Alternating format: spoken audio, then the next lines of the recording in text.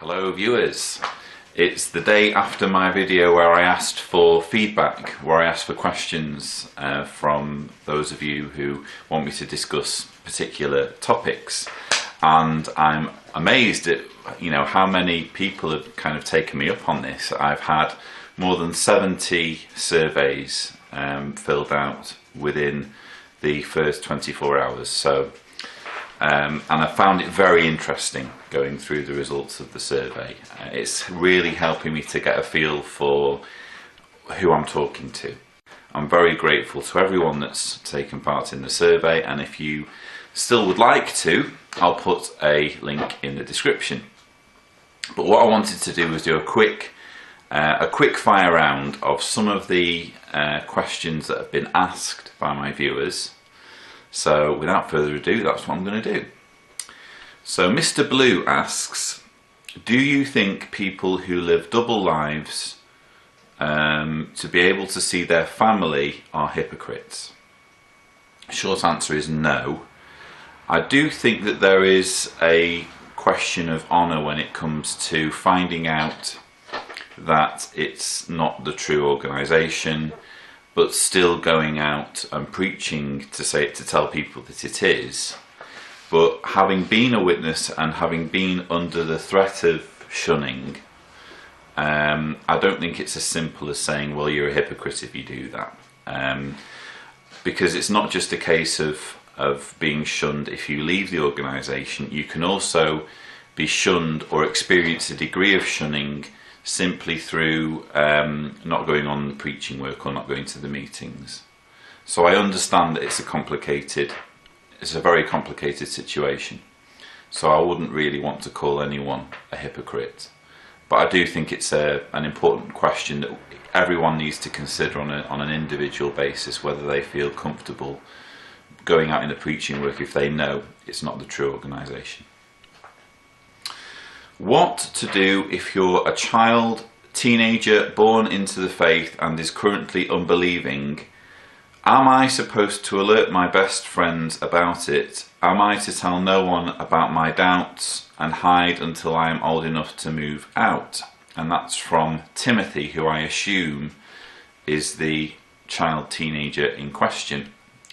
And Timothy, I don't envy you, because you're in a very difficult situation. I would hate to be in your situation.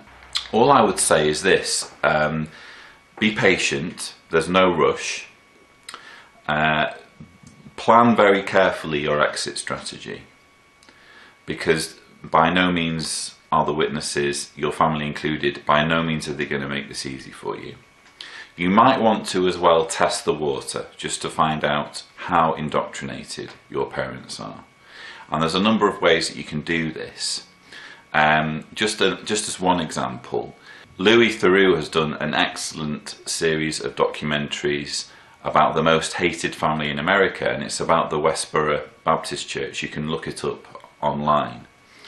And I would encourage any witness with family, any awakened witness with family who are still believing witnesses, to try and get them to watch this documentary, because nowhere does it mention Jehovah's Witnesses, but the beliefs and policies and practices of the Westboro Church, especially with regards to shunning, very closely mimic Watchtower. So that's just one way that you can test the water, just to find out how do they react to that. Is this something that they're repulsed by, or do they go along with it? And if they are if your parents are completely indoctrinated, then when you're planning your exit strategy, you need to do it with the assumption that they will give you zero support. It's sad, but that's unfortunately how it works. How did you feel when and if there was an opportunity that you personally had to shun someone? Did something inside you think it was wrong at the time?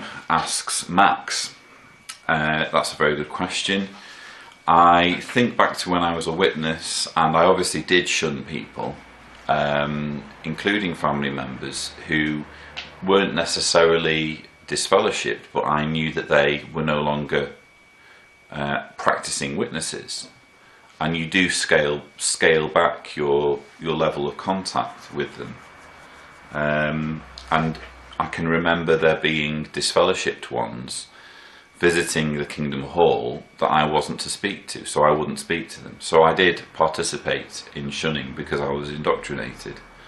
How did I feel about it? I think it feels weird. You definitely do feel like it's not quite normal, but you do it because you're told to do it. So you just assume, well, it's not my problem whether it's right or not, because the faithful and discreet slave have made that decision for me. So it's very sad though. I still hope I can convince my mum to come out of the cult. She's the only one in my family who was ever in. Is trying to convince members to leave possible? Is it worth it? Asks Kate.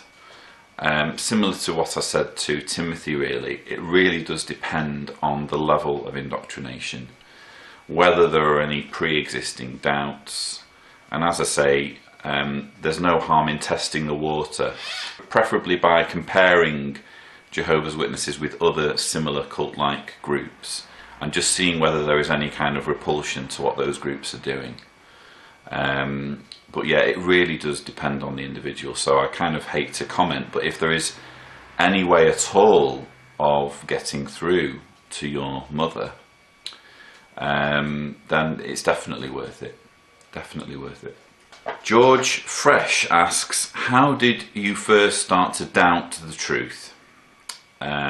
I first began to doubt when I was 20, when I read the Daniel book. I knew that so much of the prophecy didn't make sense, but I was, for various reasons, still captive to the indoctrination until I was about 30. And it was about when I was 30, I'm now 34, it was about when I was 30 that I had reason, or I no longer had as much incentive, shall we say, to cling on to that indoctrination. I'd moved to another country, I was no longer being bombarded with constant indoctrination, and it gave me the breathing space to think for myself. George also asks, how did you help your wife to see tat? I can't stand the word tat. The truth about the truth. I'm actually going to do another video about that because quite a number of people have asked, how did you wake up your wife? So that will be the subject of another video. Did you both open your eyes at the same time? No. Did this cause any problems in your marriage? I guess it caused friction, probably a little bit of distrust, but on the whole, I wouldn't say it caused too many problems when I first woke up. Please talk, this is quite a long one, please talk about how current JWs and those like me who are in the exiting process can cope with the confused feelings. For example, every day I still have the feeling, what if it is the truth? Then at the same time, I know how harmful and cult-like it is. I deal with these conflicting feelings constantly every day and want to know how to deal with it. I want to be a Christian but also find it hard to know what is the truth about life. Why are we here if God does not have a purpose for us? Asks Mickey. Well, I can relate, Mickey, to the feelings of confusion. If it makes you feel any better, I've been awake now for 3 or 4 years, and I still every now and then find myself asking, have I made the right decision? Am I correct in saying what I say, in writing what I write, in having these feelings about the organisation? And it's a healthy thing to do that. To ask yourself those questions proves that you are still capable of thinking objectively.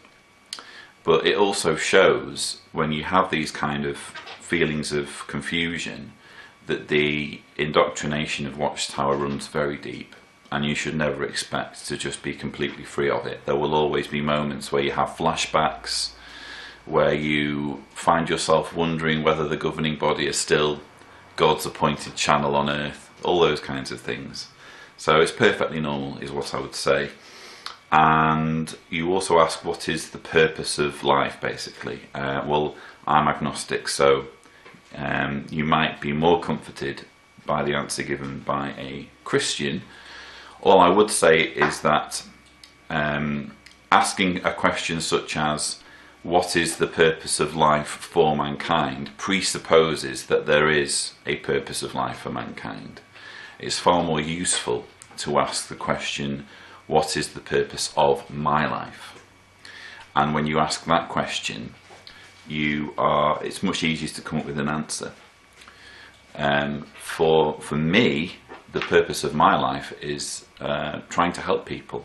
It sounds like I'm being rather dewy-eyed and coming up with something that's idealistic, but I do genuinely believe that helping people and philanthropy and disseminating correct information in furtherance of mankind is a very noble thing.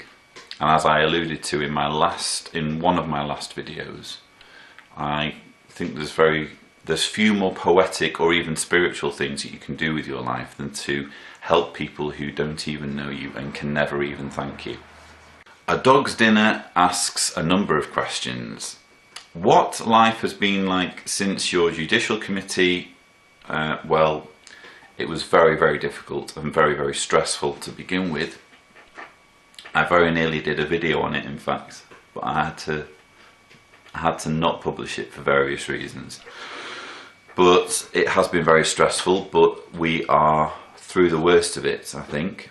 My JW family are coming to terms with the fact that this is how it's going to be, and yeah, I would say that we're doing much better, thank you. What you are reading and why? I've read Journey to God's House by Brock Talon. I enjoyed that book. I've read a book by Lawrence Wright about Scientology. I can't think of the title, but I enjoyed that. I've read Christopher Hitchens' God Is Not Great. Thoroughly enjoyed that.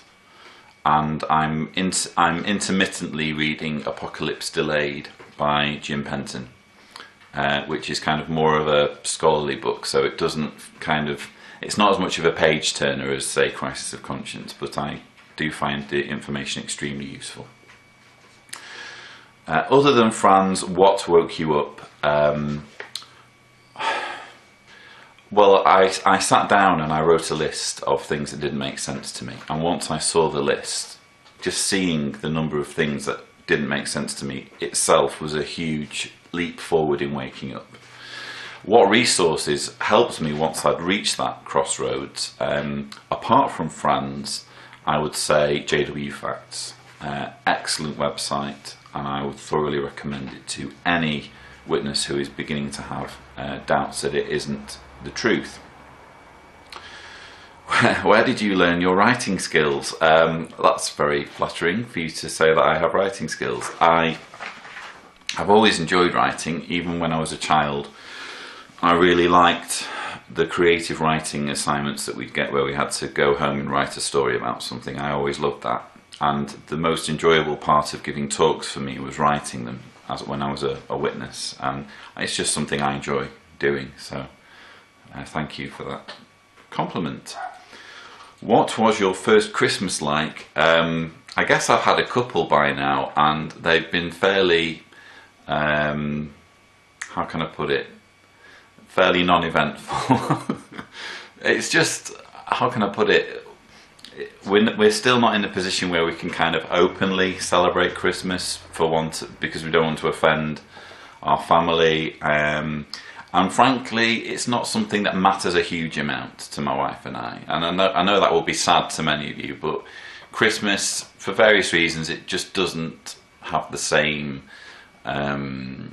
romance to it as it would do if we'd not lived our entire lives with it being stigmatized.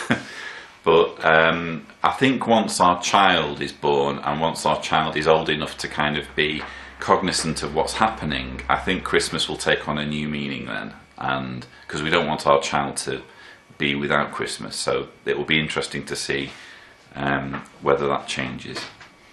Which doctrine really bugs you?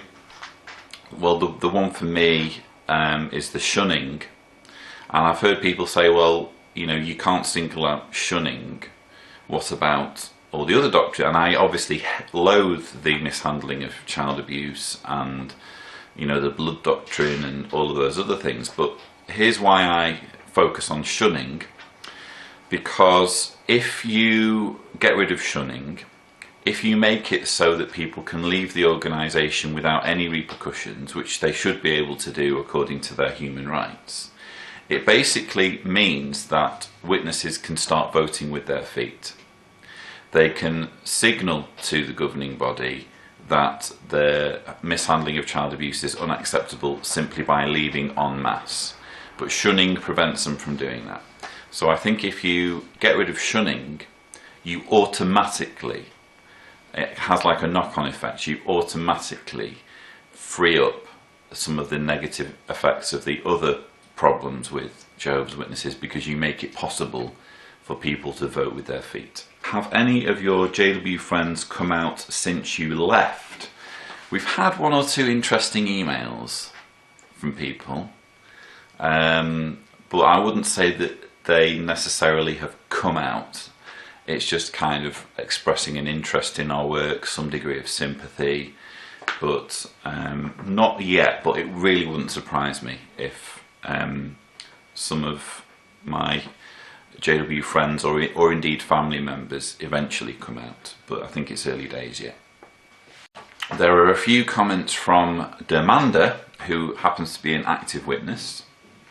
Recently, with the leaked elders video, there was a topic brought up, something about clergy confidentiality. Do you know what this refers to? How does the Watchtower attempt to use this now or in the past? Was the revealing of sin during the elders meeting a breach of what this concept is all about?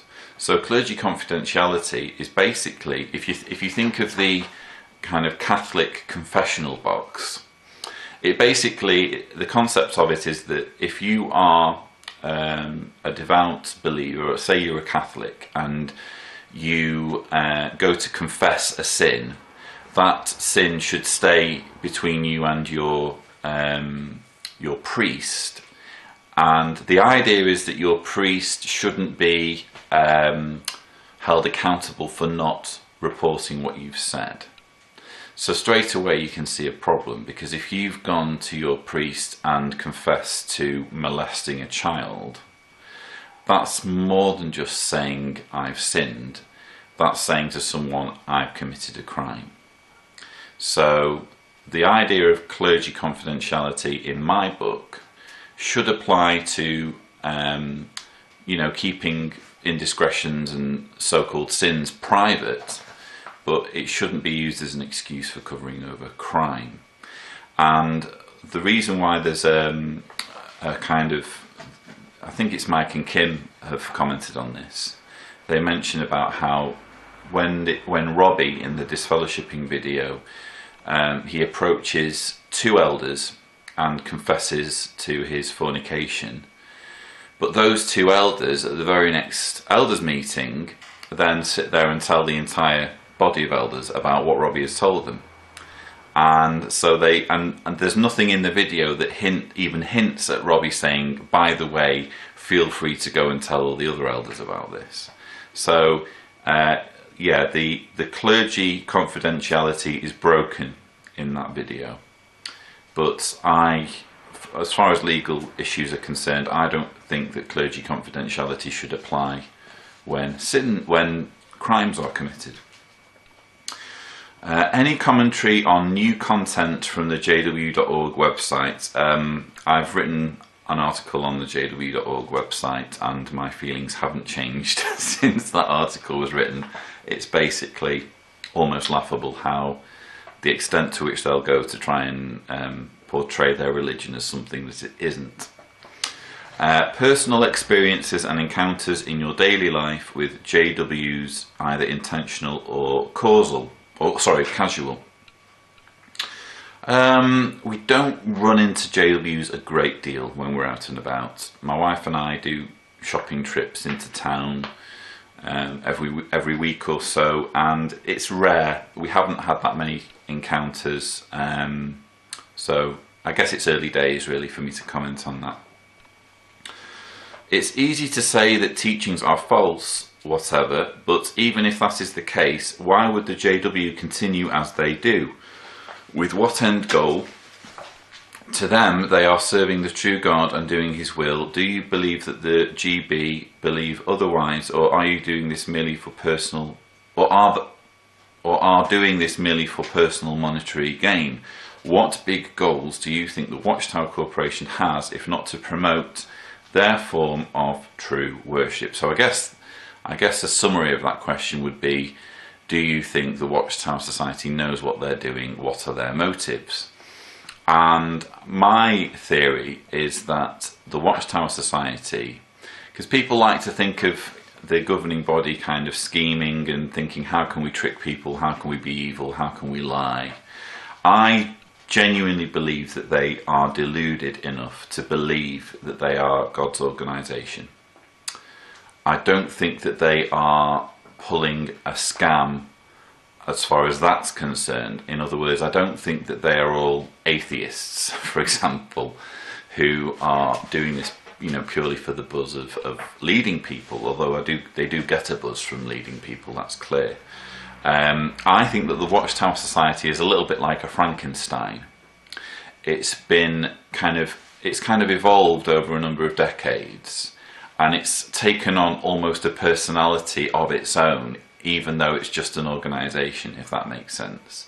It's had little body parts added to it over the decades by various men. Charles Russell, Joseph Rutherford, Fred Franz have all kind of contributed to kind of building the personality of this cult.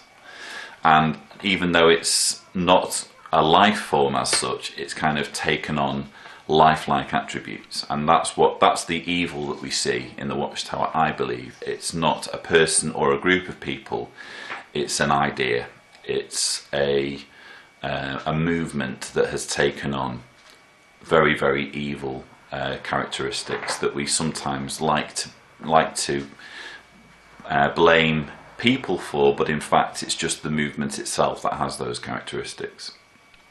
That's just my thought. Do you plan on giving your thoughts on the Silver Sword edition of the New World Translation? I've written articles on it, but I've actually, since one of my viewers very kindly sent me a Silver Sword, I've had opportunity to read a few bits of the appendix. And I think I will do a video at some point, just because I've got a few more thoughts about how a few items in the appendix have been written in such a way as to graft Watchtower beliefs onto what the Bible's saying in a very obvious way. So I'll probably deal with that in a future video. What advice do you, as a former elder, have for those facing a judicial committee? Should they go, not go? What should they say, etc.? I think this would be helpful to many. That's Jenny who's asked that question. As a former elder and as someone who has been through 2 judicial committees, I can definitively say it's not worth going. It's just not worth going. The only reason I went to my own judicial committee for apostasy was because I had an objective, which so far seems to be working. But for the most part, I would say that if you are faced with a judicial committee, especially if it's for apostasy, there's just no point going, because they're not interested in what's true, what isn't true, what can be proven, what is factual. Elders are line managers for Watchtower, and all that matters to them is, does it agree with Watchtower or not, not whether it's true or not. So it's a bit of an uneven playing field if you're wanting to argue about what's true or not, and it's just not worth going through the stress, because there's nothing to be achieved, really. I would say that it's very unlikely as well that you'll even wake up the elders that you're going there to speak to, because you can't just flick a switch when it comes to indoctrination. So my advice would be, don't go. Just write a letter of disassociation. Do you think it would be a good idea to have a piece of literature available for us to print off and distribute when we think fit, maybe even door to door? Asks Ruthie Boots. Well, Ruthie Boots, there is actually such a piece of literature on my website. If you go to the Get Involved page on the menu of JW Survey, I've done a flyer for one for Jehovah's Witnesses and one for non-Jehovah's Witnesses. So by all means check that out and download it and print it and distribute it. Jean, who is an active witness, has asked about a number of things, and I'll just mention two of them. Everlasting life on paradise earth, which by the way Bible talks about, do you believe it? You would struggle to find evidence, Jean, of the Bible talking about everlasting life on paradise earth, and if you don't believe me, the video to watch is by ex-Gilead missionary. I'm going to put a link in the description. Please watch it, and you may find it quite informative as to the teaching of paradise earth. Have been struggle with some things, but at the same time nobody is perfect. Did the Watchtower Society ever claim they were perfect? Question mark. I think that's more of a comment than a question. But this whole thing of has the Watchtower Society ever claimed that they were perfect? No, they haven't, but they've just claimed that they're God's organisation on earth. You can take your pick as to which is the most convincing argument for following every single word or teaching that they utter. And finally, my good friend JW Fairytale has three questions.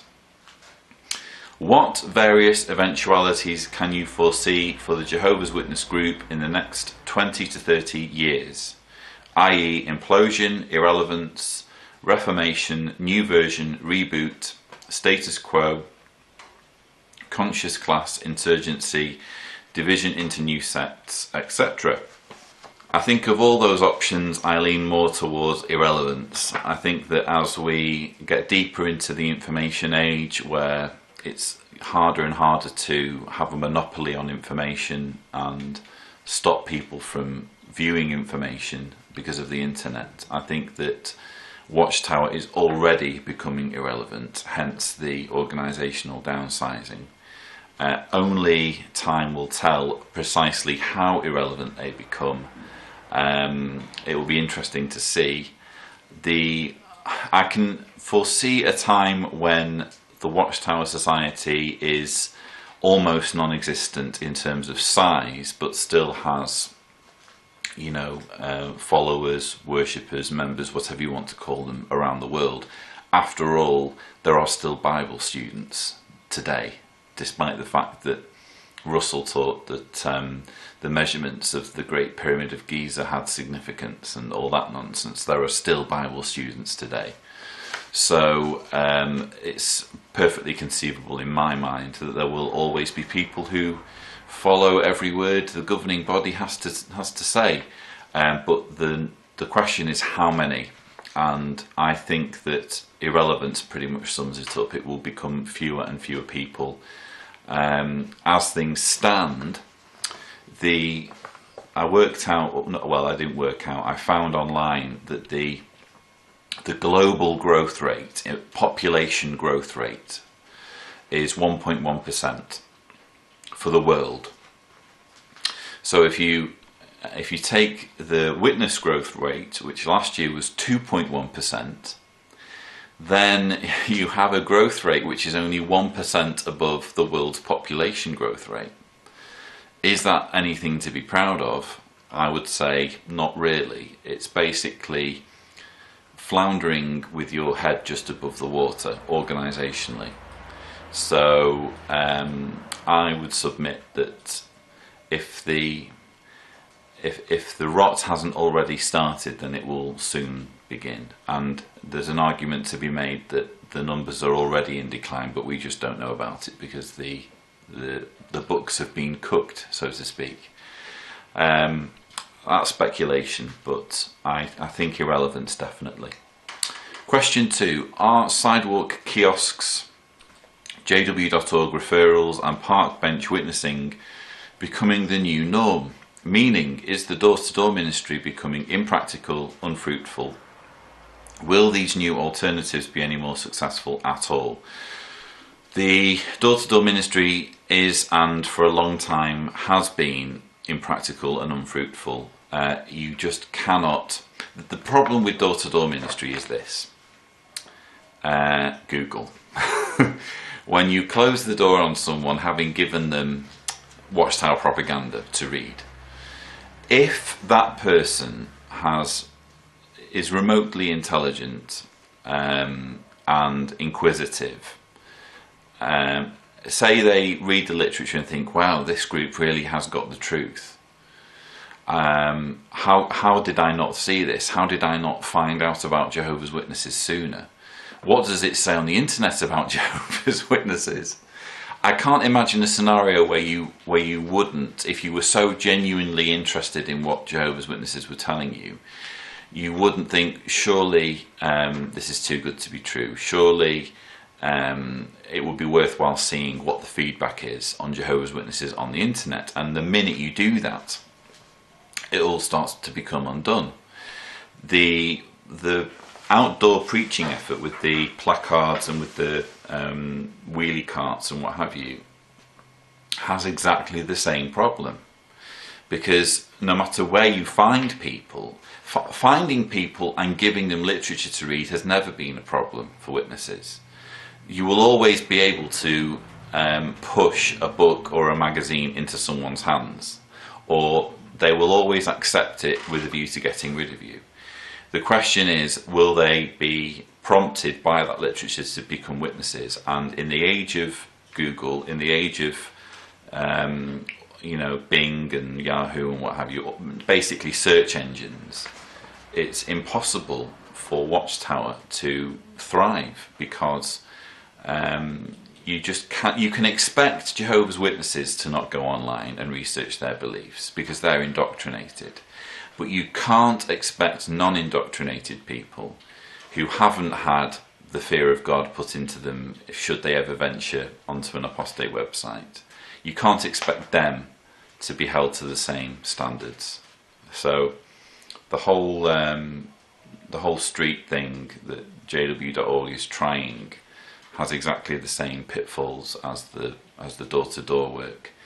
And JW.org, again, the more emphasis you put on the internet for disseminating information, the more you expose yourself to the risk that someone will type in the address wrong, or they will type it into Google instead of typing it into the address bar and be exposed to all sorts. Question 3. Do you believe the de-emphasis on doorstep witnessing has to do with growing public awareness, or the Watchtower's increasing inability to deal with inevitable XJW encounters? I think there still is an emphasis on doorstep witnessing. Certainly the information I've seen, the latest information that is, suggests to me that the door-to-door preaching work is still the mainstay of Watchtower. They're just trying to diversify a little bit and have one or two other options for getting out their propaganda. There were obviously other questions that I've been asked and topics that have been suggested for future videos, and I will do separate videos on those. Some of them would take quite a bit of preparation, shall we say. So this is by no means the last video to do with this, and I would ask everyone to please continue filling in those surveys, sending me in your questions, and I will try to answer as many of them as possible. But thank you very much for sending them in. So this brings me to the end of my video, and here is an appearance from Bessie, who a lot of people are saying we want to see more of Bessie. So clearly I can't do a video now without showing people my dog. But here she is, yawning at my YouTube audience. Thank you, Bessie. And we'll say bye. Bye!